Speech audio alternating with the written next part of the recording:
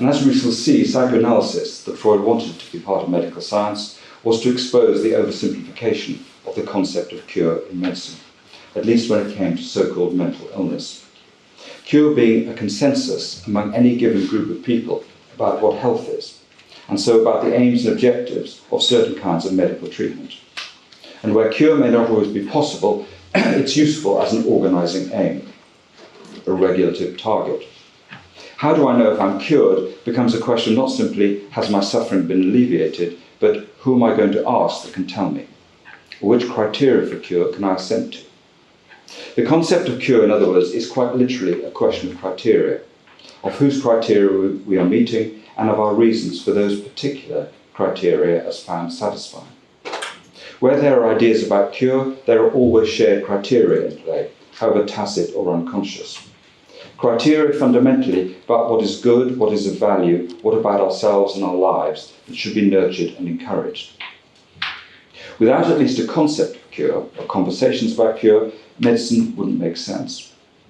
Psychoanalysis, Freud would discover, only made sense with and without a concept of cure. And through psychoanalysis, Freud will also discover, of course, the limits of making sense and the competing claims about sense-making. It wasn't long before psychoanalysts also had to imagine what psychoanalysis would be like without agreed aims, without an agreed or consensual concept of cure. As though psychoanalysis may have opened something up that couldn't be foreclosed by compelling representations like concepts of cure. So there are versions of psychoanalysis in which the aims, however various or contradictory, can be articulated as in medical treatment. And there is a more radical or different version of psychoanalysis, suggested by Freud's writing but not formulated or endorsed as such by him, in which it would make too much of the wrong kind of sense to suggest that there could be an aim for psychoanalytic treatment, or too definitive or general an aim. The formulators of such aims would already have an omniscience that the theory itself disqualifies. You can't be an expert on the unconscious, you can only make suggestions about such a thing. You can only, that's to say, be a student of psychoanalysis.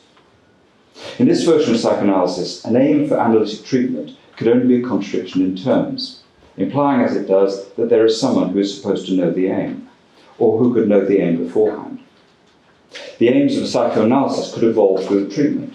I could say, begin the treatment wanting my symptom to be removed, only to discover through the treatment how much I could enjoy my symptom if I put my heart into it. If the concept of cure is not already there, fixed and formulated, then what else could it refer to? We might say, for example, that we know a psychoanalytic treatment is working when the patient's concept of cure, his sense of what it would be better to be, keeps changing.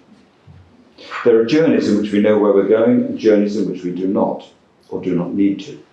And psychoanalysis, as Freud discovered, and partly in spite of himself, was always both.